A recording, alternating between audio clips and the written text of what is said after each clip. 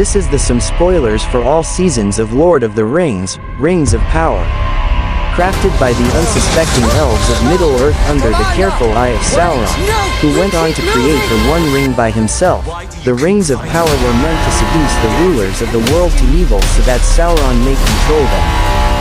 The One Ring, which Sauron intended to keep for himself, was linked to all the others and, if it were to be destroyed, the powers of the other rings would fade as well. After the first season of the Rings of Power, it feels apt to go back and look at the history and meanings behind each of these incredible rings. Destructive, corruptive, and irresistible to the minds of most mortals, the rings were given to the races of Middle-earth by Sauron in the hopes that their leaders would fall to the temptation of the rings and become easier to control. Disguising himself so that the elves would not recognize him for who he truly was, Sauron persuaded the elven smiths, led by Celebrimbor, to forge the rings under his guidance.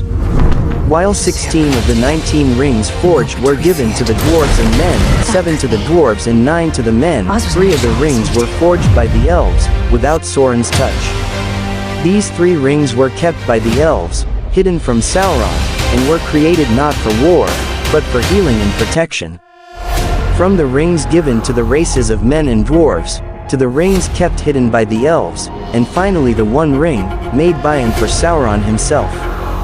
The 19 rings, also known as the Lesser Rings, were the rings given by Sauron to the races of Middle-earth in the hopes that the temptation of the rings would overtake and bend them to Sauron's will. 9 of these rings were given to the race of men. The men who received these rings became effectively immortal, though their endless life eventually became unbearable. The rings caused them to have visions of Sauron, and eventually, they fell before him. These men became ringwraiths, known as the Nazgul, servants to Sauron. They possessed incredible power but were completely under his control. Their leader, the Witch King of Angmar, was Sauron's second in command. 7 of the Lesser Rings were given to the dwarves. Though the dwarves, who were more resilient and hardy than men, did not submit to Sauron. However, the rings caused great avarice to fall over the dwarves, leading to their collection of vast wealth. The dwarven leaders who possessed the rings all eventually fell to their greed. The most powerful of these 7 rings was given to Durin III and eventually passed down to Thrain II, who lost it when he was captured by Sauron, disguised as the Necromancer.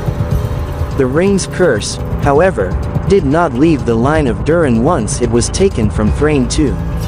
Instead, it caused a gold sickness among the line of Durin. Thorin, son of Thrain and king under the mountain, was infected by this sickness as well.